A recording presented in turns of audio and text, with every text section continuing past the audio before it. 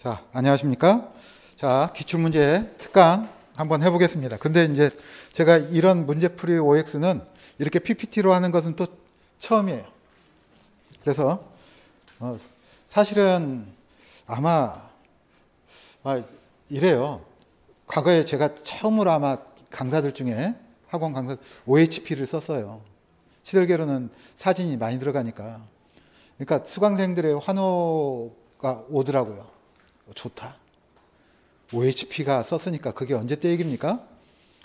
근데 기억을 못해. 진도나기는 정말 좋아요. 이야, 그림 안 그려도 되니까. 그런데 성적이 안 좋아. 그래서 그 다음부터는 판서는 시간은 걸리지만 여러분들이 생각할 시간을 드린단 말이죠. 그러니까 현장에서 효과가 좋아요. 사실은. 그게 첨단은 아니지만 오감을 자극한단 말이죠. 쓰면서 여러분도 이렇게 쓰면 조금 답답해 보일 수도 있지만 머릿속으로 여러 번 생각하잖아요. 그래서 사실은 개인적으로는 PPT는 마케팅용으로는 좋다. 그리고 전공자들한테 하는 것은 좋다. 그렇지만 초심자한테는 불리할 수도 있다. 근데 이제 뭡니까? 동영상을 보니까 이제 자주 끊어놓고 볼 수도 있겠죠. 그럴 때 효과는 좋을 수도 있겠다. 이렇게 생각을 하기도 해요. 자, 어쨌든 문제풀이 이렇게 해놓고 한번 해봅시다. 이렇게 하면 이제 뭐가 좋냐면 제 머리 빠진 모습이 안 나와서 좋아요. 책 읽을 때 이렇게 해가지고 하니까. 그러지 말아요. 나도 충격받았어. 사실은 머리 빠진 것 같고 그렇게 중요하게 생각을 하지 않는데 개인적으로는 어느 날 보는데 이렇게 했는데 제 동영상을 봤더니 여기 머리 빠진 모습이 보이더라고. 그래서 속으로 웃었어요. 자, 한번 해봅시다. 자, 이런 얘기죠. 첫 번째 개요가 나와 있는데 여기서 항상 첫 번째 봐야 될 것은 문제에서는 요거 먼저 봐야 되는 거예요. 옳은 것은. 그러니까 그래도 요즘 다행이에요. 왜냐하면 옳은 것은과 옳지 않은 것은을 섞어서 내. 일정한 비율로. 근데 옛날 같으면 거의 다 옳지 않은 것은 내다가 몇 개를 옳은 것으로는 낸단 말이에요. 그러면 답 달 때 어떻게 됩니까? 당연히 옳지 않은 것은 갖고 첫 번째가 만약에 틀린 거 나오면 급하니까 그냥 1번을 답을 달았다 이런 얘기예요. 그러니까 여러분들이 첫 번째 문제를 볼 때는 옳은 것은을 먼저 봐야 되겠다 이런 얘기입니다. 옳지 않은 것인지. 근데 이제 집중력 떨어지면 신기해요. 내 눈에 옳지 않은 것으로 보여.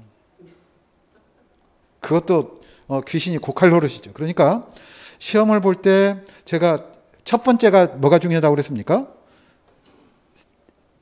마인드가 중요하다고 그랬죠. 쪼르면 안 돼요. 내가 잘못 찍었더라도 뻔뻔해야 돼. 저만 그런가요? 어쨌든 가슴이 퉁각퉁각 둘 중에 하나 찍어야 되는데 뭘 찍어야 될까? 그러면 혼미해질 수도 있습니다. 그 다음에 또 한 가지는 집중력을 얼마나 오래 유지하는지를 스스로 자각해야 돼요. 왜냐하면 스스로 집중력이 떨어져 있는데도 불구하고 모르고 답을 꾸역꾸역 달고 있어요. 그 순간에 뭐예요? 원래는 평상시 같으면 기억했던 것을 혼동해요. 그러니까 그때는 어떻게 됩니까? 조금 기분 전환을 해야 돼요. 근데 그건 뭘 통해서 할 수 있어요? 연습을 해야 돼요. 그러니까 모의고사 문제라든가 이런 것들은 나중에 모의고사 풀이가 있으면 반드시 해야 돼요. 그걸 하지 않으면 시간 조절이 안 됩니다. 그리고 뭐까지 해야 돼? 답안지 쓰고 검토해야 될 거 아니에요. 내가 답을 제대로 달았는지. 그래서 많은 분들이 시험에 합격하지 못하는 이유 중에 한 가지가 뭐냐면 답안지 쓸 시간이 없어서 답을 밀려 썼다야. 얼마나 억울해. 그렇죠? 어떤 분은 답은 제대로 달았대. 근데 답안지 올릴 시간이 적어서 못 갖고 가게 막으면서 쓰다가 말았대. 그러니까 연습을 여러분들이 잘 하는 게 중요합니다. 자, 한번 해봅시다. 옳은 것은 이렇게 나왔는데, 자, 여기 한번 보자고요. 배관 내에 흐르는 물과 배관 표면과의 마찰력은? 자, 그럼 마찰력 그러면 일단 우리가 생각나는 게 뭡니까? 자, 이게 생각나겠죠? 뭐가 생각나? H는 마찰 손실 수두는 F D분의 L. 그 다음 뭐가 생각난다? 2G분의 V제곱. 이게 생각나야죠. 그렇죠? 그래서 첫 번째 보니까 속도에 반비례한다 이렇게 나왔네. 그러면 이건 뭐다? 틀렸다 이런 얘기죠. 자, 우리가 어떻게 나와야 된다고 그랬습니까? 속도에 제곱에 비례해야 된다 이렇게 얘기를 했었죠. 자, 2번. 자, 물체 열 전도율은 자, 항상 우리가 보는 거 있네. 그 물체 1kg을 1도씨 올리는데 필요한 열량. 이게 뭐예요? 단위를 쓰면 킬로줄 퍼 킬로그램. 사실은 도시를 써도 되겠지만 자, 정식은 뭐라고 그랬습니까? 켈빈이라고 그랬죠. 이게 뭐예요? 비열이다 이런 얘기죠. 자, 그래서 비열을 얘기하는 것이기 때문에 자, 이렇게 써도 상관없어요. 그냥 학술적인 거 아닐 때는 이렇게 써도 큰 잘못은 아니에요. 아시겠죠? 정의에 크게 틀린 말은 아니다. 그래서 이것은 뭘 얘기한다? 비열을 얘기하는 것이기 때문에 역시 틀린 얘기다 이렇게 얘기를 할 수 있겠죠. 자, 여기다가 X. 자, 3번. 공기가 가지고 있는 열량 중 공기의 온도에 해당하는 것이 온도에 해당하는 것은 뭐였습니까? 오늘 했네. 그렇죠? 현열. 그리고 습도에 가는 것은 뭐다? 잠열 이렇게 얘기를 했네. 그러니까 이것도 틀렸네. 그러니까 빠르게 여러분들이 검토할 때 하는 것 중에 한 가지는 뭐냐면 좀 시간이 걸리더라도 옆에다가 이렇게 쳐놓는 거예요. 만약에 모르겠으면 여기다가 어떻게 해요? 이 문제 모르겠으면 삼각형. 그래서 나중에 봐야 되겠다 이렇게 하면 되는 거예요. 그래서 정확하게 문제를 푸는 것은 볼펜이든 연필이든 그렇지만 저는 기본적으로 연필이 좋습니다. 자, 그 다음에 이제 한번 보자고요. 자, 4번 한번 봐봐요. 4번을 봤더니 괜히 다 불렀어 해설하고. 자, 동일한 양의 물이 배관내를 흐를 때 배관의 단면적이 2배가 되면 이렇게 나오네요. 자, 그러면 이것은 딱 보면 이것이 뭘 의미하는지를 알아야 되겠죠. 배관내 물이 흐른다. 그러면 이거 뭡니까? 연속의 법칙이네요. 자, 연속의 법칙은 자, 이거 어떻게 됐습니까? Q는 유량은 뭐가 무엇이고 자, 단면적과 유속의 곱으로 이루어져 있다 이렇게 되는 거죠. 그래서 A1, V1은 어떻게 된다고 그랬습니까? A2, V2가 되더라 이렇게 얘기를 했어요. 그런데 여기 뭘 했어요? 단면적이 2배가 되면 자, 유속은 뭐가 나와야지? 2분의 1 V1이 돼야 이게 A1, V1이 되는 거 아니에요. 그렇죠? 그래서 자, 여기 유속 물의 속도는 유속이란 얘기죠. 4분의 1배가 되는 게 아니라 몇 분의 1배가 된다? 2분의 1배가 된다 이렇게 나와야 되겠죠.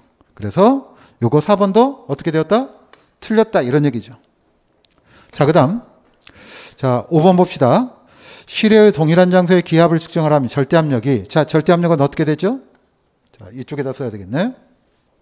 그러면 절대압력이라고 하는 것은 딱 보면 자, 우리가 얘기를 할 때 뭐가 있습니까? 대기압 플러스 뭐가 되더라? 게이지 압력이다 이런 얘기죠. 그렇죠? 그래서 이제 게이지압이 자, 이렇게 되는 거죠. 플러스 압력일 때하고 마이너스 압력일 때 있다. 그래서 자, 압력계 압력으로 측정을 했을 때는 플러스를 해주고 그 다음에 진공계로 해줄 때는 어떻게 해주자? 대기압 마이너스 게이지압이다 이렇게 얘기를 하는 거예요. 자, 이거 여러분들이 기본적으로 생각하고 그 다음에 여기서 얘기할 수 있는 것은 자, 이것도 했었죠. 표준 대기압의 숫자를 우리가 조금 기억하자 이렇게 얘기를 했어요. 혹시 자, 표준 대기압에서 혹시 기억나는 숫자가 있습니까? 그러면 요거라도 생각해야 돼. 1기압. 아시겠죠? 그 다음에 이제 두 번째 생각해야 될 것은 뭐냐면 760 mmHg. 그 다음에 세 번째는 뭐라고 그랬습니까? 101.3 킬로파스칼. 그 다음 자, 여기서 이제 요게 나오죠. 10.33m. 자, 이럴 때 한번 봅니다. 그 다음에 그러면 이것의 10분의 1이 뭐가 된다고 그랬습니까? 1.033 kg per 제곱센티미터. 자, 요거 가봅시다. 1013 헥토파스칼. 뭐 이렇게 간단 말이죠. 그러니까 여러분들이 기본적으로는 어디까지는 자, 조금씩 넓히는 거예요. 760mm HG. 그 다음 다음번에 할 때는 어디까지? 101.3kPa 하면 되겠죠. 하나씩 늘리는 건 그렇게 어렵지 않아요. 그러니까 지금은 여기까지라도 기억을 하자. 자, 이런 얘기가 되겠습니다. 자, 그러면 자, 실외의 동일한 장소에서 기압을 측정을 하면 절대압력이 항상 어떻게 됩니까?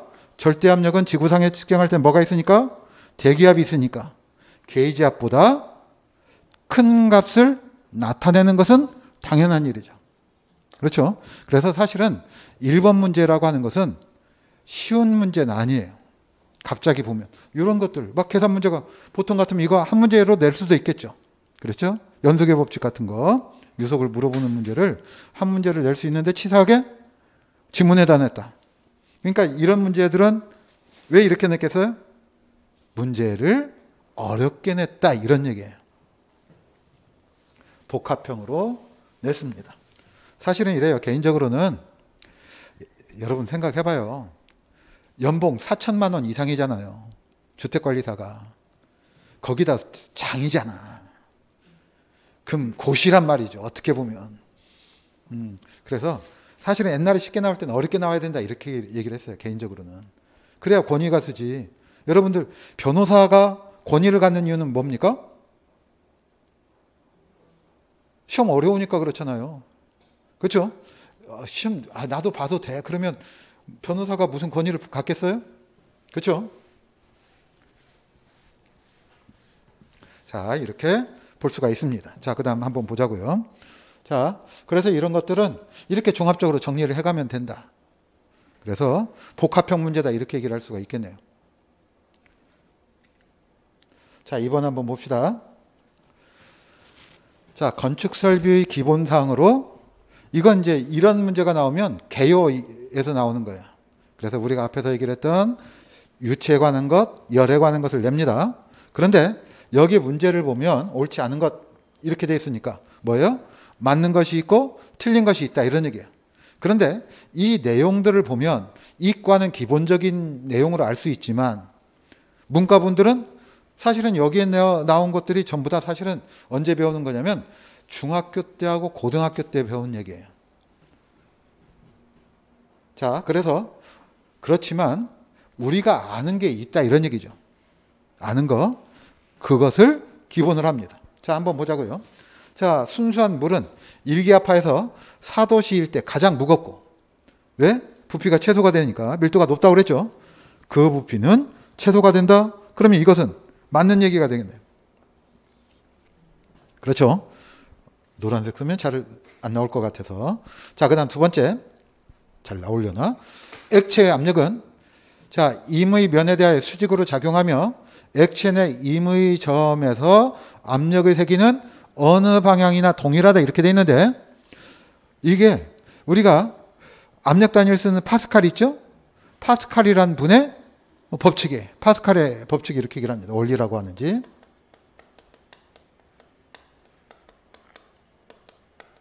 그러니까 여기 지금 유체가 있다고 해봅시다. 이렇게 여러 가지 모양이 있다고 해봐요. 이 속에 물이 담겨 있다. 물이 담겨 있으면 액체가 이렇게 담겨 있으면 압력은 임의 면에 대해서 항상 어떻게 작용을 하느냐? 수직으로 작용한다. 이렇게 얘기를 하는 거예요. 아시겠죠? 그리고 이 임의 점에서는 어느 방향에서나 압력이 동일하게 작용한다. 이렇게 얘기를 해요. 죽으라고 외울 필요는 없어요. 이걸 그러니까 사실은 이래요. 이 문제 이렇게 한번 나왔으면 이 문제를 지문이 중요하다 그러면 한 번 쓸 거야. 시험 문제로. 냈으니까. 그렇지만 이런 문제가 나왔을 때는 처음 나올 때는 이걸 답으로 하지 않아. 수험생이 모를 거라고 생각을 해요. 그러면 이걸 왜 냈느냐? 그러면 이걸 냠으로 인해서 이 문제는 어렵게 보입니다. 아시겠죠? 그러니까 모르겠다 그러면 포기하지 말고 아는 것의 원칙을 해요. 그런데 이럴 수 있죠? 다 모른다. 다 모른다는 말은 뭐예요? 공부를 잘 안 했다 이런 얘기예요. 원칙적인 걸 안 했다. 자, 3번 봅시다. 자, 일정량 기체의 최적과 압력의 구분. 자, 이게 뭐냐면 자, 그냥 얘기를 하면 이것은 뭐냐면 보일샤르르의 법칙이에요. 이런 걸 뭐 암기하자고 하는 건 아닙니다. 그냥 한번 써보는 거죠. 그래서 자, 이런 얘기죠. 원래는 우리가 보일샤르르의 법칙은 이렇게 얘기를 했어요. T분의 PV는 일정하다. 그러니까 그러면 이것을 어떻게 얘기를 하냐면 이렇게 쓴단 말이죠. 이게 뭐예요? 압력과 부피의 요곱은 부피는 뭐에 비례한다? 절대 온도에 비례한다. 자, 이렇게 됩니다. 자, 그래서 그러면 자, 요거 맞는 얘기고 요것도 맞는 얘기라고 그랬죠. 자, 그다음에 4번 봐봐요. 유체의 마찰력은 그러니까 이 마찰력은 그러면 이것이 뭐가 내포되어 있느냐면 마찰 손실 수두와 연관되어 있다 이렇게 생각할 수 있어요. 그러면 자, 기본적으로 이제 마찰 계수는 뭐와 관계되어 있냐면 이런 것과 관계되어 있어요. 고체 표면의 크기, 거칠기 등과 관계되어 있고 자, 그러면 여기서 중요한 것은 뭡니까? 우리가 딱 아는 대표적으로 속도의 제곱에 비례한다 이렇게 되는 거. 금방 봤죠? 그러니까 사실은 2번 문제는 이거 물어본 거예요. 결론적으로. 그러니까 다른 걸 몰라도 이것만 알았으면 맞힐 수 있는 문제였다 이런 얘기입니다. 됐죠? 자, 그 다음 5번. 열은 고온 물체에서 저온 물체로 자연적으로 이동하지만 저온 물체에서 고온 물체로는 그 자체만으로는 이동할 수 없다. 자, 그런데 저온에서 고온으로 열이 이동할 수 있습니까? 없습니까? 인위적으로는 가능하다 이런 얘기예요. 그것을 우리가 뭐라고 하냐면 히트 펌프라고 해요. 히트 펌프를 통해서 어디에서 어디로 가능하다? 저온에서 고온으로 이동하는 게 가능합니다. 자, 그래서 이것은 열역학 제2법칙 이렇게 얘기를 합니다. 법칙이고 그 다음에 이제 열역학 제1법칙은 에너지 보존 법칙이라고 그래요.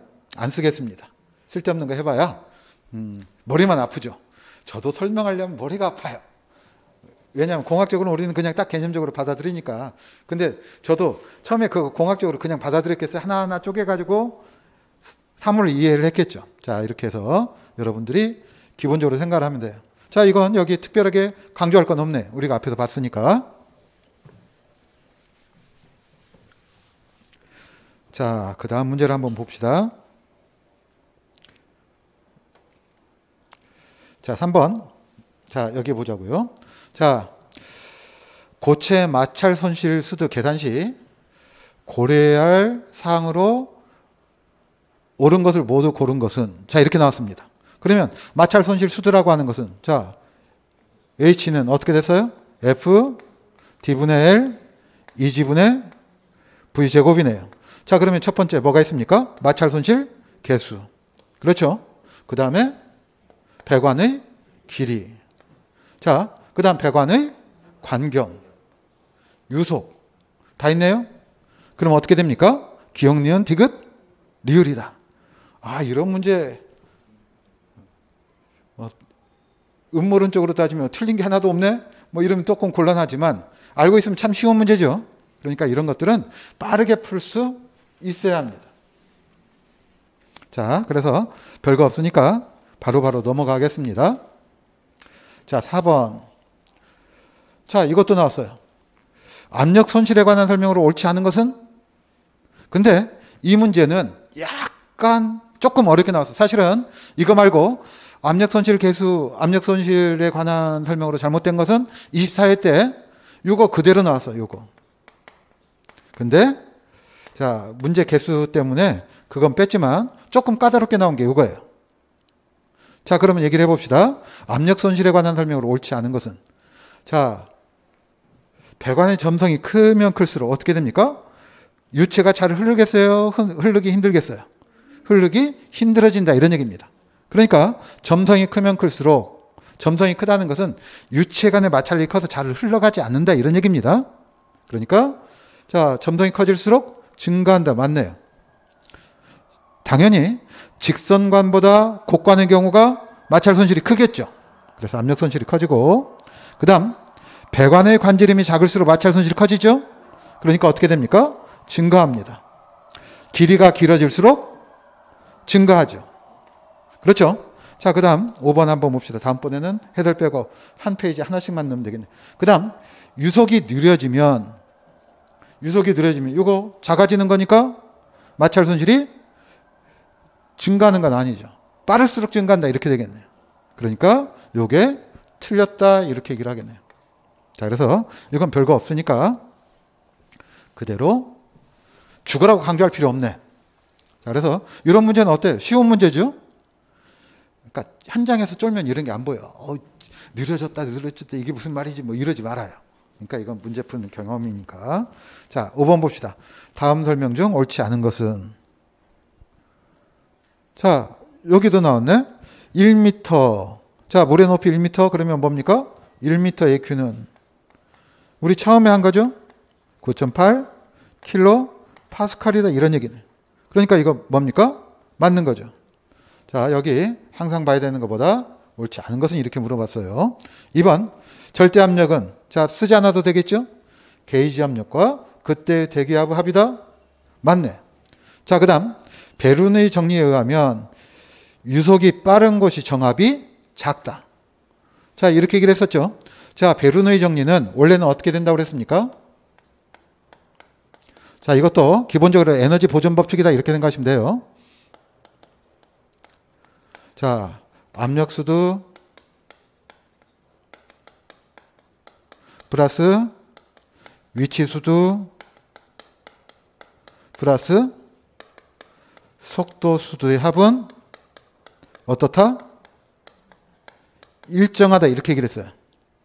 자, 그런데 여기서 3번 얘기는 뭐냐면 자, 위치수도는 일정하다고 보는 거예요. 어느 때냐면 수평배관일 때. 아시겠죠? 수직배관이면 어떻게 되겠습니까? 수직배관이면 이 낮은 곳에서의 위치 에너지와 높은 곳의 위치 에너지가 달라지겠죠. 그렇죠? 그러니까 높아지면 위치수도가 증가해요. 그럼 둘 중에 하나는 감소하겠네. 자, 이런 얘기고. 그러니까 여기는 수평이라고 보면 그러면 이것은 항상 어떻게 된다? 일정합니다.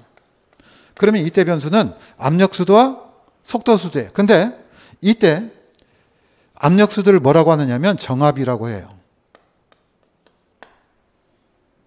아시겠죠? 그래서 그러면 여기서 뭐라고 했습니까?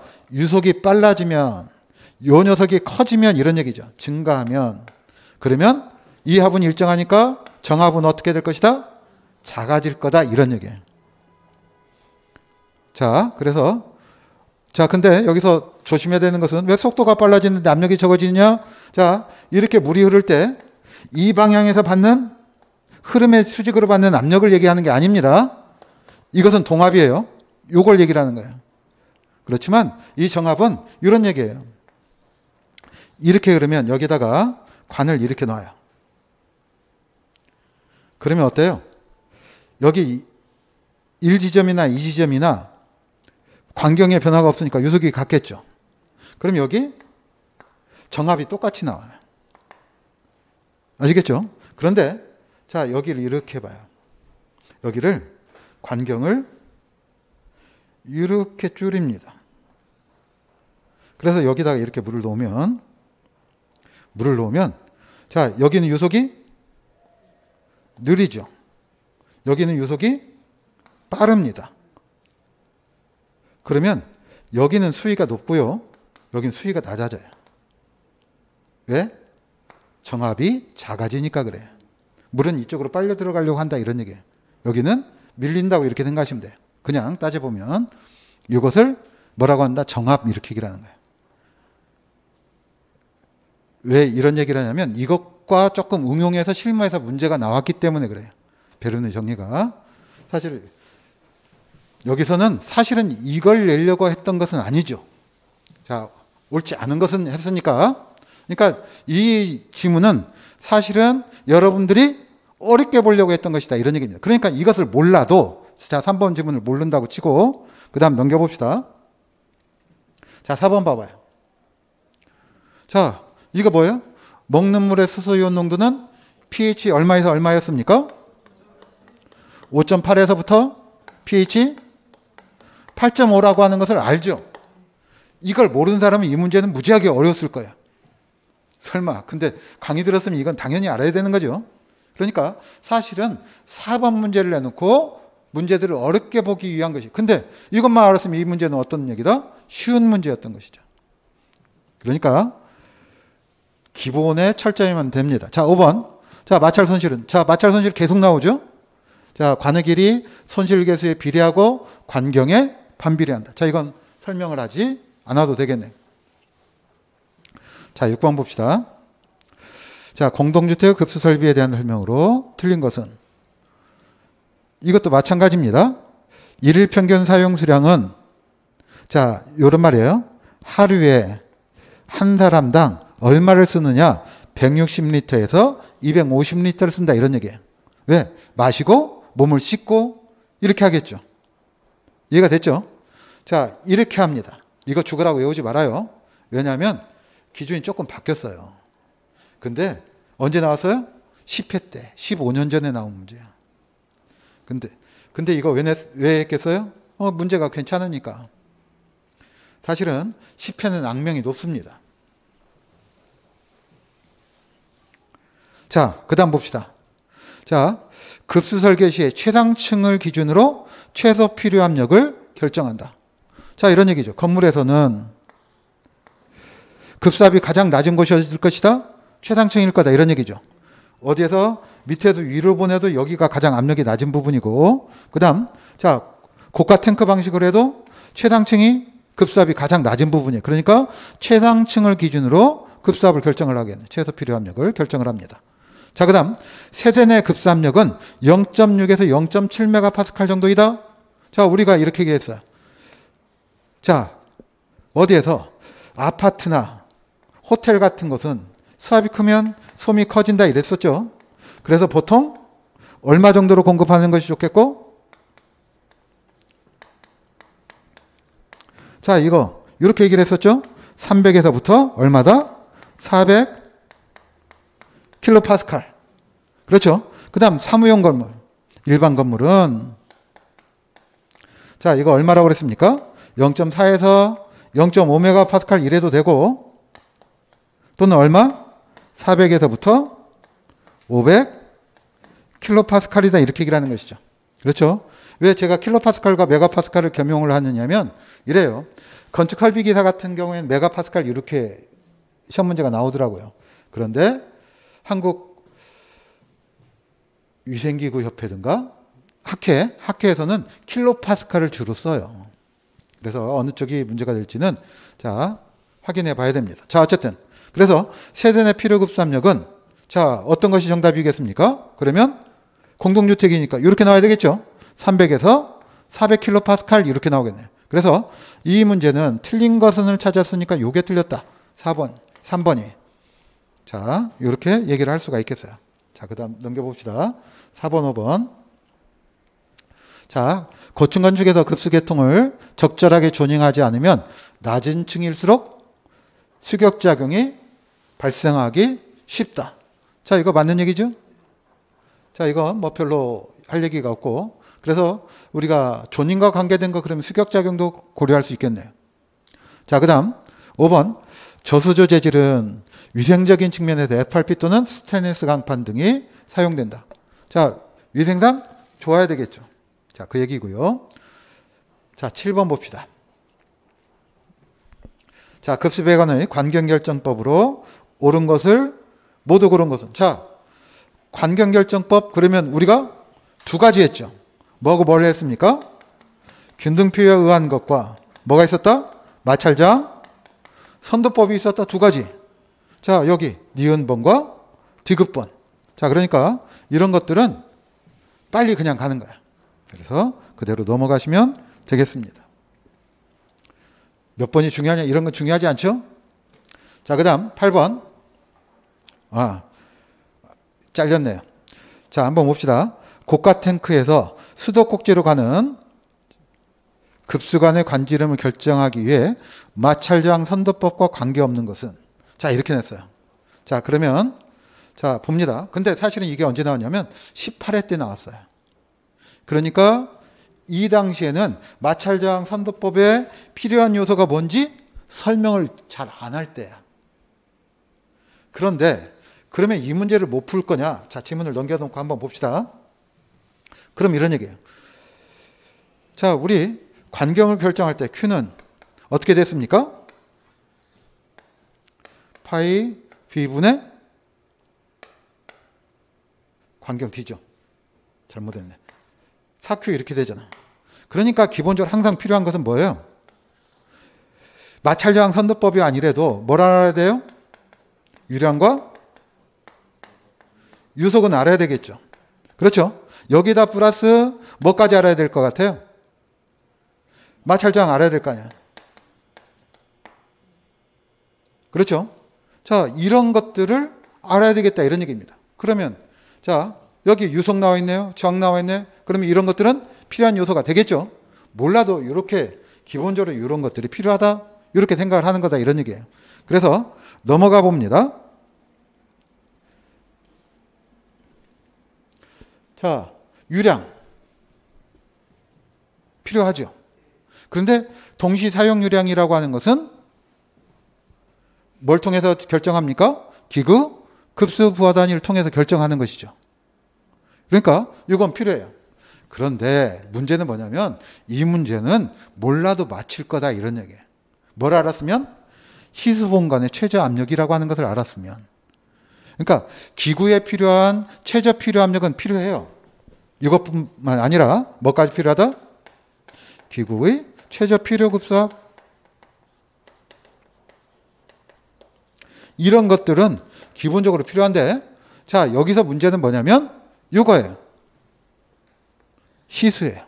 이 말을 알았느냐 몰랐느냐예요. 시티 워터입니다. 시티 워터. 뭐예요? 우리말로는 상수, 급수관 이런 얘기예요. 그런데 고가 탱크는 어떻게 됩니까? 상수, 급수관과 연결이 직접 안 되죠.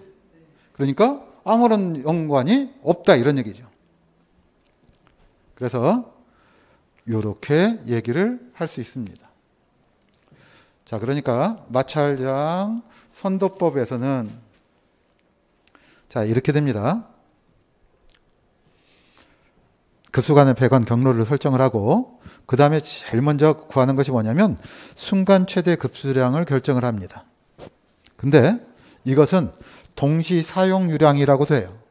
뭐하고 같이? 기구 급수 부하 단위와 동시 사용률을 고려하기 때문에 뭐라고도 한다? 동시 사용 유량이라고 합니다. 그래서 제일 먼저 경로를 결정한 다음에 동시 사용 유량을 결정해요. 자, 그러고 나서는 자, 이렇게 나오죠. 자, 여기 배관 길이 및 상단 길이를 결정한다 이렇게 돼 있는데 상단 길이라고 하는 것은 뭐냐면 각 밸브나 연결 부분이 있죠. 이런 것들을 마찰 손실을 손쉽게 계산하도록 배관의 길이로 표현한 거예요. 마찰 손실이 크다. 그러면 배관 길이를 더 길게 고려해 준다. 이런 얘기입니다. 자, 그렇게 한 다음에 그냥 참조만 해두세요. 그리고 나서 세 번째. 자, 뭘 했습니까?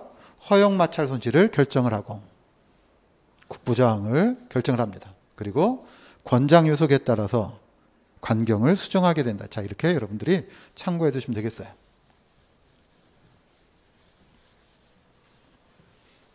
자, 어쨌든 요렇게까지 순서를 체크해라 이러면 이제 시험 문제는 어려워지는 거예요. 근데 이런 거 나올 거라고 너무 쫄지 마요.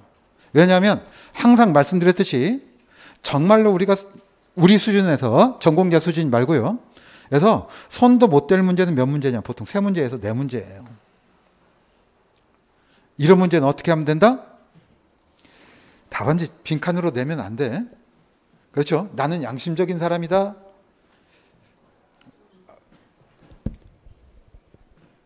링컨이 한 말이 있어요. 링컨이 뭐라고 그랬냐면 사소한 정의에 목숨 걸지 말아라. 뭐 이런 사람 있잖아요. 좌측 통행, 우측 통행 어떤 게 옳은 거냐. 그게 뭐가 중요해. 그렇죠? 그러니까 그렇다고 컨닝해서 합격하자 이런 얘기는 아닙니다. 자, 9번 급수 방식에 관한 설명으로 옳지 않은 것은 이렇게 나오나요? 그러면 급수 방식 뭡니까?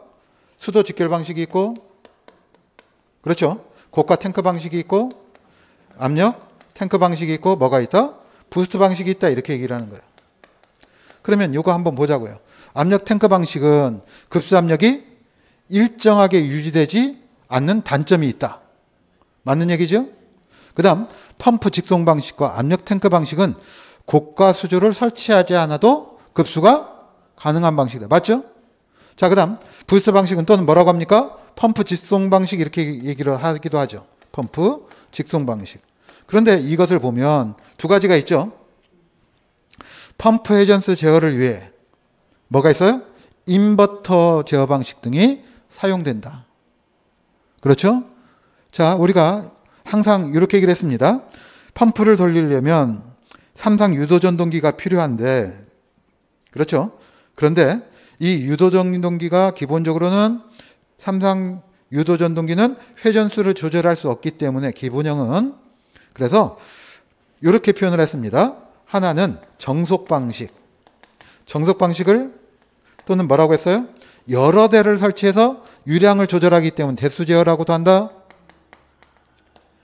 이렇게 얘기를 했어요. 그리고 또 한 가지는 뭐가 채용됨으로 인해서 VVVF 방식 또는 인버터 방식을 채용함으로 인해서 자, 이것을 자, 이렇게 얘기를 하는 것이죠. 자, 가변속도 제어 방식.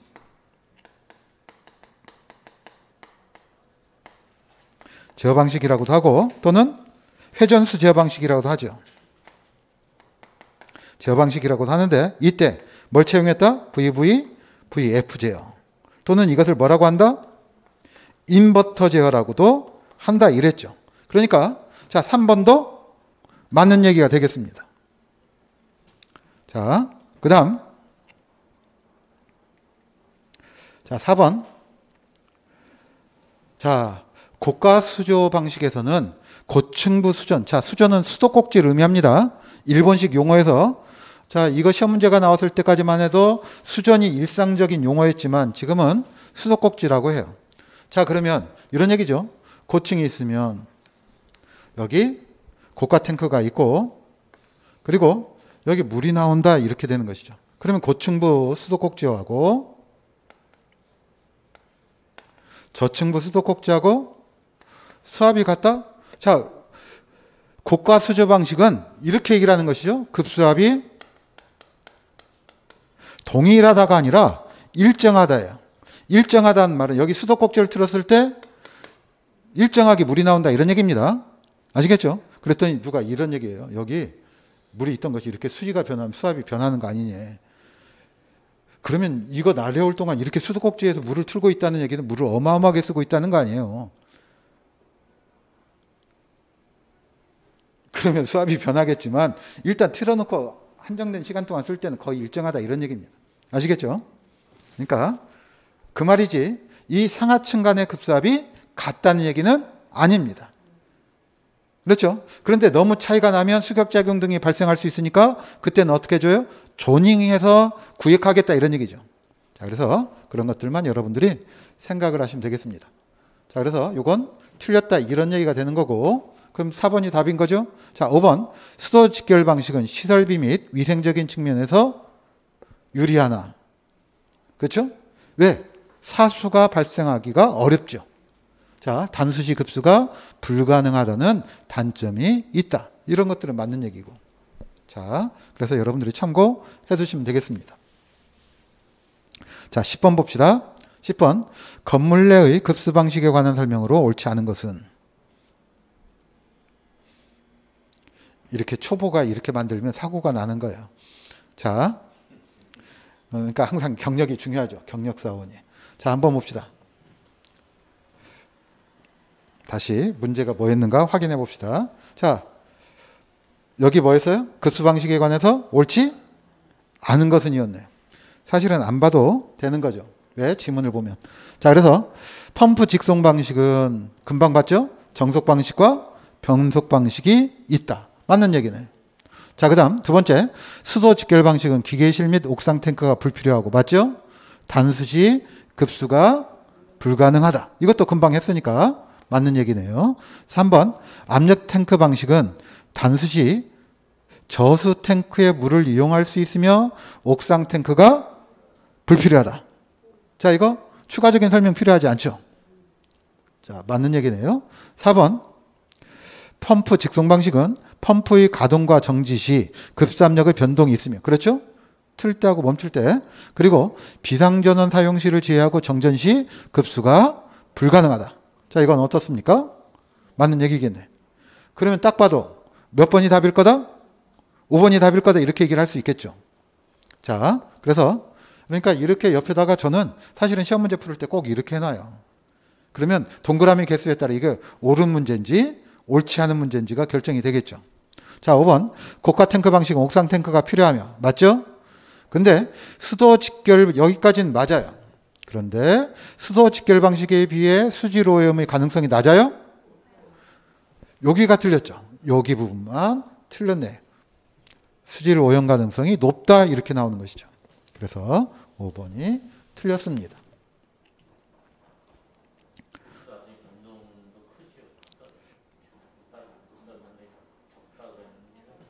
커요? 예. 네. 자, 사실은 여기는 비교하기는 애매해요. 그렇죠? 급사비 변동에 관해서는. 자, 11번 한번 봅시다. 자, 기지개 좀 한번 풀고 몸 좀 풀어봅시다.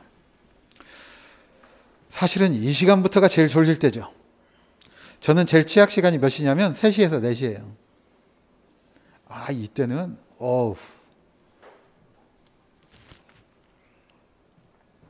자, 11번 한번 봅시다. 급수설비에 관한 내용으로 뭘 찾아라? 옳은 것을 찾아라 이렇게 되어 있네요. 자, 그러면 주택용 급수배관 내 유속은 사실은 주택 말고요. 건물 같으면 부위마다 좀 달라요.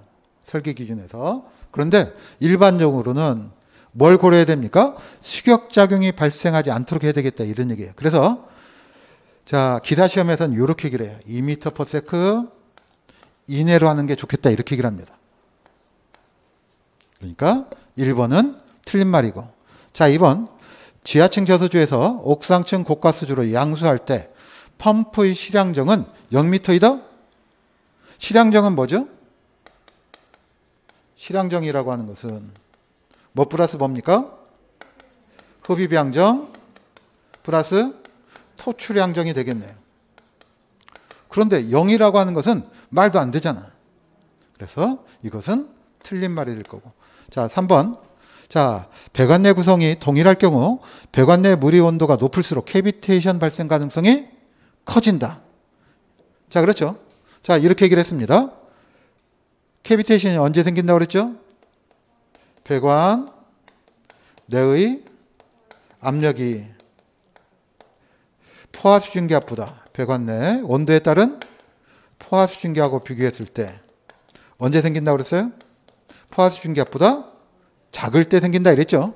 작으면 물이 끓게 되고 기포를 만들어낸다 이렇게 얘기를 했어요. 수증기로 증발한다. 그래서 압력이 작아진다는 얘기는 자, 이 말은 무슨 얘기입니까? 첫 번째가 펌프의 회전수가 뭐 할수록?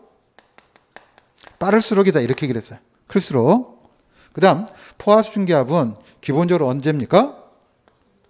온도가 높을수록 캐비테이션 발생 가능성이 커진다 이렇게 얘기를 했어요.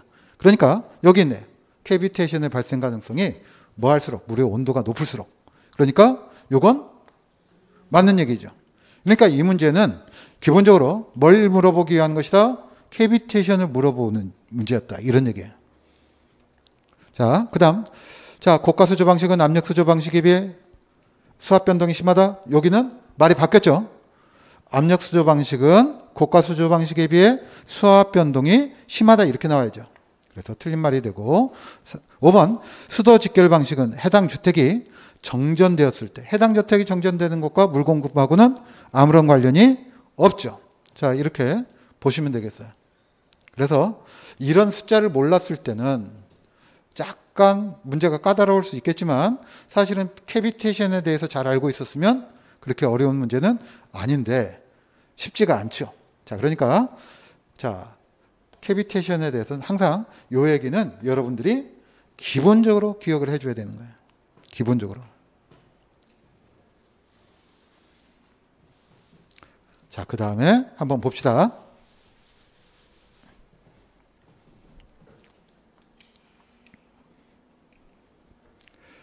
자, 12번. 급수 설비에 관한 설명으로 옳은 것은 이렇게 나오네요. 자, 급설비에 관해서 옳은 것. 자, 1번 한번 보죠.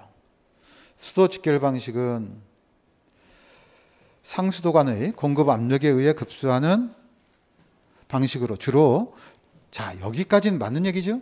상수도 간의 공급 압력으로, 공급 압력에 의해 급수하는 방식, 여기까지는 맞아요. 그런데 주로 대규모 및 고층 건물에 사용된다? 여기가 틀렸네. 자, 그 다음 2번.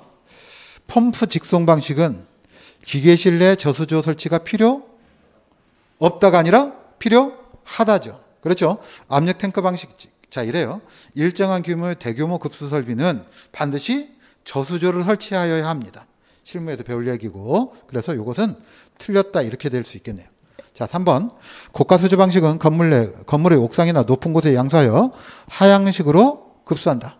이건 맞는 얘기죠. 그러면 평상시 문제 풀을 땐 여기서 딱 답 달아야 되겠죠. 다음 문제로 가야 됩니다. 자, 4번. 자, 수도 직결 방식은 건물 내 정전 시 급수가 불가능하고. 자, 불가능하다? 말이 잘못됐죠. 가능하죠. 틀렸네. 자, 그 다음 5번. 자, 수도 직결 계통의 수압 시험은 배관의 최저부에서, 자, 사실은 여기 시험 문제 나온 대로 그냥 옮겨놨어요. 사실은 이때가 20회이기 때문에 메가파스칼이라는 단위를 쓰는데도 불구하고 이렇게 문제를 냈습니다. 사실은 이거 지금은 이제 뭐라고 나오겠어요? 0.75 메가파스칼 이렇게 나오겠지만 여기서 중요한 것은 요겁니다. 수도 직결 계통의 수압 시험은 이게 얼마로 하느냐면 1 메가파스칼로 하는 거예요. 1 메가파스칼로 한다. 그래서 여기가 틀렸네. 자, 그래서 결론적으로 맞는 것은 몇 번이다? 3번만 맞는 얘기였다. 이렇게 얘기를 할 수가 있겠네요. 옳은 것은 이렇게 나왔으니까. 자, 그 다음 봅니다. 13번. 자, 급설비 중 펌프 직송 방식, 펌프 부스터 방식에 관한 설명으로 옳은 것 이렇게 나왔네요. 자, 그러니까 이건 사실은 이 문제는 별로 좋은 문제는 아니에요. 그냥 각 급수 방식을 전부 다 놨어요. 자, 한번 보자고요. 주택과 같은 소규모 건물에 주로 이용된다. 그럼 이거 뭡니까? 수도 직결 방식 이렇게 되겠죠. 쓰지는 않겠습니다. 자, 그 다음 넘어가 봅시다. 2번. 자, 밀폐 용기 내에 펌프로 물을 보내 공기를 압축시켜, 그러면 딱 압력을 올린 후 그 압력으로 필요 장소에 급수하는 방식이다. 이건 뭐예요?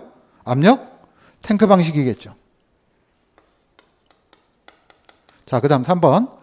도로에 있는 수도 본관에서 수도 인입관을 연결하여 건물 내의 필요 개수에 직접 급수하는 방식이다. 이거 수도 직결 방식이죠.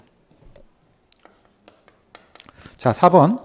저수조에 저장된 물을 펌프로 고가수조에 양수하고, 여기서 이건 바로 얘기를 하죠. 뭐다? 고가 탱크 방식이네요. 5번. 급수관 내의 압력 또는 유량을 탐지하여, 자, 펌프의 대수를 제한하는 정속 방식과 회전수를 제한하는 변속 방식이 있으면 이를 병용하기도 한다. 요게 부스터 방식이죠. 그렇죠. 그러니까 여러분들이, 자, 이래요. 90년대 주로 나왔던 것은, 90년대에 사용하는 아파트들은 고가 탱크가 많았어요. 그러니까 고가 탱크에 관한 문제가 많이 나옵니다. 그런데 현대에 짓는 건물들은 부스터 방식이 많아요. 그러니까 부스터 방식에 관한 문제가 이렇게 나오는 거고, 또 한 가지는 그래서 더욱더 펌프에 관한 문제가 많이 나오는 거예요. 자, 그래서 여러분들이 기본적으로 이렇게 급수 방식에 대한 정리를 할 때 부스터 방식, 그러면 사실 항상 얘기가 뭐예요? 정속 방식과 변속 방식이 있다 이 얘기죠. 자, 14번 봅시다. 자, 급수 설비에 관한 설명으로 옳지 않은 것은 이렇게 나왔네요. 자, 1번. 경도가 높은 물, 그러면 딱 나오죠. 그렇죠? 기기 내에 뭐가 생긴다? 스케일이, 그리고 부식 등의 원인이 된다. 이렇게 얘기를 할 수가 있겠네요. 그렇죠? 자, 그래서 보일러 용수를 사용할 수 없다. 이렇게 얘기를 하는 것이죠. 자, 이렇게 여러분들이 기억을 하자고요. 자, 2번. 수주 분리가 일어나기 쉬운 배관 부분에 수격작용이 발생할 수 있다. 자, 수지분리는 언제 생기죠? 자, 이렇게 얘기를 했어요. 펌프하고 고가 탱크가 평면적으로 떨어져 있을 때 수평 배관을 어디에다 하면 높은 곳에 설치하면 이렇게 합시다. 그러면 이렇게 배관을 꺾게 되는데 여기서 수지분리가 생긴다. 이런 얘기예요. 그럴 때 이 부분에서 수격작용이 생기겠네요. 그래서 수지분리라고 하는 것은 자, 무슨 작용과 중력작용과 그 다음에 여기 뭐가 있습니까? 관성작용에 의해서 물기둥이 분리되는 현상을 뭐라고 한다? 수주분리라고 한다. 이렇게 얘기를 하는 거예요. 자, 그래서 자, 그러면 2번은 맞는 얘기가 되겠습니다. 자, 3번. 급설비는 기구의 사용 목적에 적절한 수압을 확보하여야 한다. 맞는 얘기네요. 자, 4번. 고가 수조 방식에 비해 수도 직결 방식이 자, 수질 오염 가능성이 낮고 설비비가 저렴하다. 이건 맞는 얘기죠. 자, 그 다음 5번. 펌프를 병렬로 연결하여 운전 대수를 변화시켜 양수량 및 토출 압력을 조절하는 것. 자, 여기 뭐 했어요? 운전 대수를 변화시킨다 이랬죠? 그럼 이것은 뭐가 되고? 대수 제어 방식이 되고. 자, 이것은 기본적으로 무슨 방식이라고 그랬습니까? 정속 방식이다 이렇게 얘기를 했죠. 그러니까 자, 몇 번이 틀린 얘기다? 5번이 틀린 얘기다. 자, 이렇게 얘기를 할 수 있겠네요. 자, 이렇게 배운 지 얼마 안 됐을 때 문제 풀면 어려워 보여요? 쉬워 보여요? 아, 지금 아무것도 모르면서 문제 풀고 있는 겁니까? 모르겠으면 즉각 인상이라도 막 써요. 아, 어려워 죽겠어요. 여러분들이 말을 안 하면요, 다 아는 줄 알아. 아, 그리고 항상 말씀드리듯이 저는 눈치가 좀 없어요. 예. 그래서 피언으로 뚱해도 저 뚱한 표정이 도대체 뭔지를 몰라. 그러니까 제가 지금도 미스테리한 것 중에 한 가지가 결혼을 한 거예요. 어떻게 연애를 해서 어떻게 결혼했지? 그러니까 누군가는 죽으려고 그러겠지. 예. 자, 15번 봅시다. 자, 급수 전형하는 이유. 그럼 딱 나오죠? 엔탈피는 뭐였었습니까? 물질의 내부 에너지였다. 이런 얘기고. 아, 야, 이거 참 쇼트 서킷 이렇게 나왔어요. 그러면 혹시 이런 말 들어봤습니까? 쇼트 났다. 여자분들 쇼트 났다 이런 말 안 들어보셨어요? 아, 그러면 이렇게 하면 돼. 합선 생겼다. 합선이란 말을 들어봤죠? 예, 합선을 얘기를 하는 거예요. 자, 캐비테이션 안 해요. 그렇죠? 자, 그 다음 수격작용? 사실은 요거죠. 그러니까 이런 문제는 사실은 몇 초 걸려야 돼요? 딱 보는 순간 찍어야 되는 거야. 유인작용, 이건 뭐겠습니까? 유인 사이펀 작용을 의미하는 것이겠죠. 봉수의 파괴 현상의 원인 중에, 파괴 원인 중에 하나. 자, 이렇게 여러분들이 그대로 넘어가면 되겠습니다. 그러니까 이런 식으로도 문제가 나올 때 이런 것들은 빨리 풀어야 되겠다. 이런 얘기가 됩니다. 자, 30분까지 하고 쉬겠습니다. 자, 그 다음 급수오염 보자고요. 자, 16번. 자, 급수 설비에 관한 설명으로 옳지 않은 것은 1번. 중수급수 장치는 살수 세차. 자, 중수는 항상 뭐 합니까? 재처리한 물이다. 낮은 정도의 살균을 한 물입니다. 그래서 자병수를 쓴다고 그랬어요. 그래서 살수 세차 및 대소변기의 세정 등에 이용된다. 이렇게 얘기를 하는 것이죠. 자, 2번. 수도 직결 방식은 고가 수조 방식보다 이건 우리가 앞에서 했었죠? 시설비 및 위생적인 면에서 유리하다. 자, 워터 햄머를 방지하기 위해서 유속은 2m/s 이내로 한다. 자, 4번.